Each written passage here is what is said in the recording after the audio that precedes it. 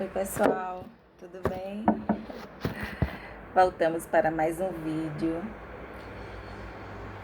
que já era para ter para ter gravado há mais tempo, para não perder o fio da meada, né? Para não perder a sequência. Mas hoje eu quero falar sobre óbvio que continuamos na sequência da Rua do Siriri. Eu tenho pesquisado na internet e tenho achado pouca coisa ou quase nada da obra de Amando Fontes, né? Principalmente Rua do Siriri e Os Corumbas, que são as duas obras que eu considero as mais importantes. Mas não tem quase nada, né? Falando sobre isso. E até para que, né? Para que eu possa respaldar, né? Não fique só assim no âmbito da minha leitura, né? Do meu subjetivismo. Mas enfim, hoje nós vamos falar sobre Djanira. No último vídeo que eu gravei, eu disse que considerava Djanira como assim, é uma das histórias mais tristes do livro. Por quê? Porque Djanira era uma menina. Quando ela chegou na casa de Mariana, ela tinha acabado de fazer 15 anos, né? Então, início do século XX, século XXI, 15 anos, uma menina de 15 anos sempre será uma menina, né? E ela chega lá na casa de Mariana, trazida por Inocêncio de Joaninha. No interior tem muito disso, né? Quer dizer, no interior não, né? Que nessa época era a capital Aracaju, mas Aracaju, se Aracaju hoje é uma cidade pequenininha, né? Com ares de, de, de interior de cidade pequena, né? Em relação a grandes centros, imagina naquela época, né? Então tem muito disso, assim, até hoje, né? Aqui no Nordeste, aqui em Sergipe. Ah, fulana Rivalda de Seu Manuel, Selma de Ronaldo. Então é sempre assim. E ela foi levada para casa de Mariana por Inocêncio de Joaninha, que era um senhor que tinha também digamos que ele tinha um bar, né? Que abrigava meninas, moças, né? E só que ele disse que não tinha lugar para ela lá e levou para casa de Esmeralda. E ela muito, até pela idade, né? Muito imatura, achando que a vida era uma festa. E aí ela vai contando a história dela, dizendo que tem sempre uma disfunção familiar, né? Não tinha mais pai, morava com a mãe, e ela disse que quando começou a ficar mocinha, os homens caíram em cima dela. Por isso que eu reafirmo, o livro dá a entender que os homens sergipanos eram os cafajestes, entendeu? Não podia ver a mulher que já ficava com ideias não muito, digamos que não muito respeitosas em relação ao sexo feminino, né? E aí, algumas mulheres até gostavam desse tipo de assédio, né? Porque se sentem, porque eu sou linda, porque os homens, né? Mas só que assim, eles têm um objetivo muito claro. E depois que esse objetivo é atingido, elas são descartadas, né? Então é a coisificação da mulher. E essa menina, né, Djanira, ela vai contando que os homens ficavam muito, né, no pé dela e tal, e que ela não dava bola pra ninguém. Só que assim, ela arranja um namorado e como ela vai pra casa de Esmeralda com 15 anos, então ela arranjou esse namorado com o quê? 13, 14 anos, né? E aí arranja esse namorado e é com esse namorado, né, que as coisas acontecem, que ela acaba perdendo a virgindade. E assim, o cara é tão cafajeste que ele era noivo dela, né? Ela disse que eles eram noivos. E depois que ele conseguiu o que ele queria, ele abandonou a menina. Quando ela percebeu, né? Porque naquela época, se a menina não era mais virgem, os homens também não queriam mais para casar, porque eles usavam as mulheres, né? As moças para as brincadeiras deles, mas na hora de casar eles queriam uma moça que fosse recatada, bela, recatada e do lar, né? É a hipocrisia que reina até hoje.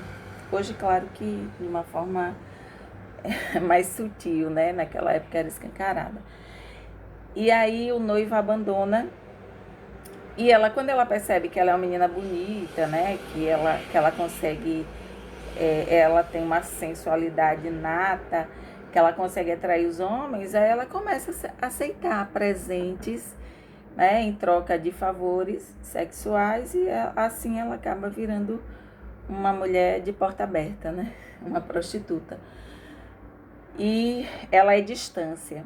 E ela sai distância, vem para Aracaju e vai para casa de Esmeralda, né? Esmeralda fica meio assim, não quer aceitá-la, porque ela é muito novinha e sabe que pode haver problemas, né? Por conta da imaturidade dela, mas...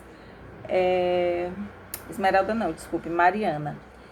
É Esmeralda que diz que não tem problema, né? Que ela pode ficar. Se ela vai trazer dinheiro para casa e se ela vai ajudar a pagar as contas, tá tudo certo, né?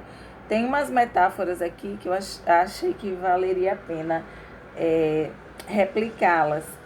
O tal do Inocêncio de Joaninha que leva de Janira para casa de Mariana, ele diz assim: eu sabia que você tinha um quarto vago e vim aqui lhe trazer esse saputi ainda de vez. Repare só que belezinha.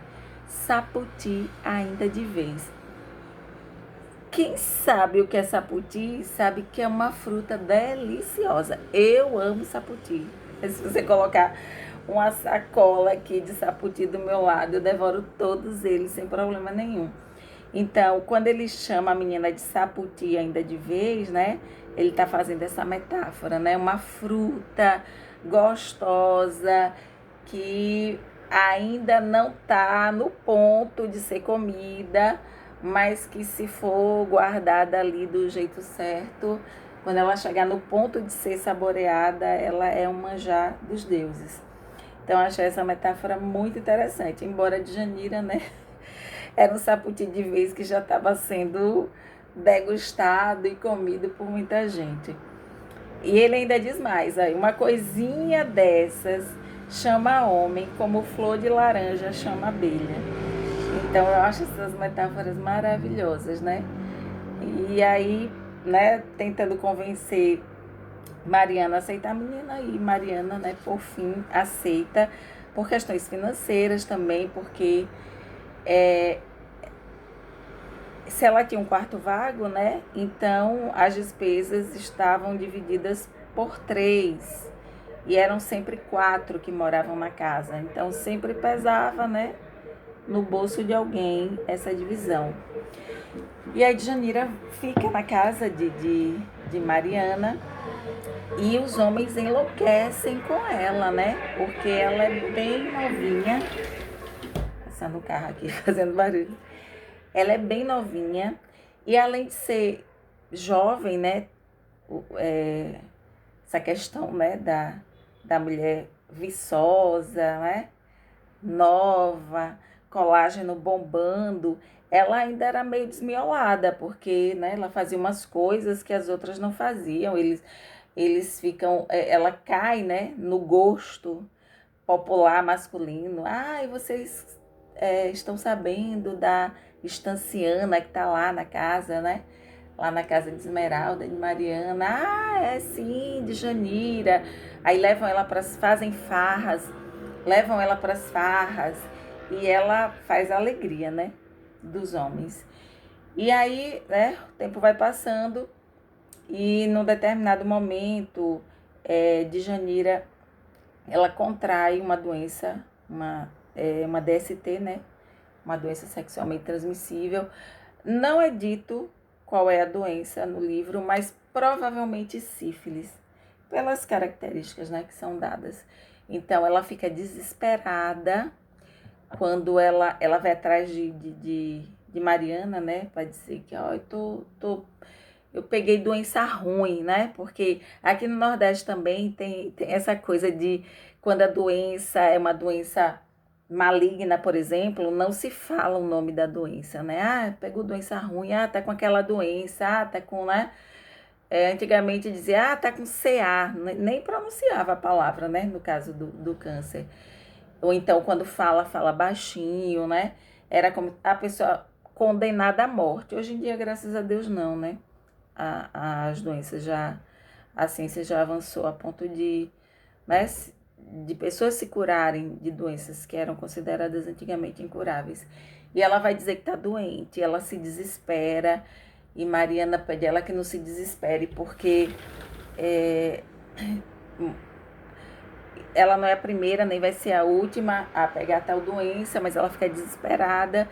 E aí elas, né, ficam tentando, chamam um médico, tenta cuidar dela em casa, mas a doença vai... ela vai ficando cada vez mais doente. E aí não tem outra alternativa senão levá-la, dizer a ela que ela tinha que ir para o hospital. Naquela época, os hospitais eram assim... era um corredor, ou melhor, um quarto cheio de camas, onde os doentes ficavam todos ali, né? Todo mundo junto e misturado, pelo menos os hospitais populares, né? Os hospitais públicos. E ela não queria de jeito nenhum ir para o hospital, porque ela achava que ir para o hospital era se dar né, um atestado de morte, né? Tá, vai morrer e aí não tem mais jeito. Ela não queria de forma nenhuma e ficou protelando, né, em casa. E aí, só que assim, né, quando tinha uma doente na casa, os homens nem iam, porque ficava aquele clima, né? E como elas trabalhavam, né, de uma forma pouco ortodoxa, elas ficavam sem dinheiro, né? Porque os homens ou iam e não tinham coragem de fazer nada, né? Por conta da doente. E aí o jeito foi mandá-la para o hospital, né? Ela foi para o hospital contra a vontade dela, mas foi. E elas iam visitar de vez em quando e depois descobriram que ela fugiu do hospital. Janira fugiu do hospital. E aí fugiu do hospital e ninguém teve mais notícia dela. E uma tarde, Esmeralda e Mariana saíram para andar, né? Elas moravam ali no centro da cidade. E aí elas foram andar lá pelas bandas do Aribé, né? Que é hoje o bairro Siqueira Campos. E chegaram num lugar chamado Curral do Bonfim. Para quem entende de história de Sergipe, Curral do Bonfim era o lugar onde ficavam as pessoas que já não tinham mais esperança de nada na vida. E andando por ali, elas olharam para um lugar, umas taperas, né? Uns casebres, e tinha como se fosse um curral mesmo, né? Não era à toa que era chamado Curral do Bonfim. E elas reconheceram Djanira.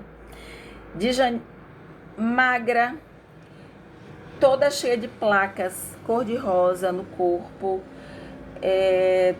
Elas pintam um quadro assim aterrador de como Djanira estava nesse lugar, e rodeado de pessoas assim iguaizinhas a ela, né, na mesma condição que ela. E elas ficam, né, tão desoladas quando elas veem aquilo, né, porque elas conheceram uma menina faceira, né? Uma menina alegre, feliz, de riso fácil, e elas se depararam com, veja como elas descrevem, pálida e esquelética, os movimentos retardados por uma anquilose acentuada, tinha o corpo todo coberto de placas cor-de-rosa. Os grandes olhos negros que dantes lhe dançavam à flor do rosto jaziam agora tristes, sem movimento, sem vida, no interior das órbitas cavadas. Dois fundos vincos de velhice lhe lhe sucavam a face descarnada, desde a raiz dos malares ao mento. Então, a menina ela só tinha 16 anos, ela estava nesse estado deplorável e uma semana depois ela morre. Uma semana depois que Mariana e Esmeralda vê-la daquele jeito, ela morre. E é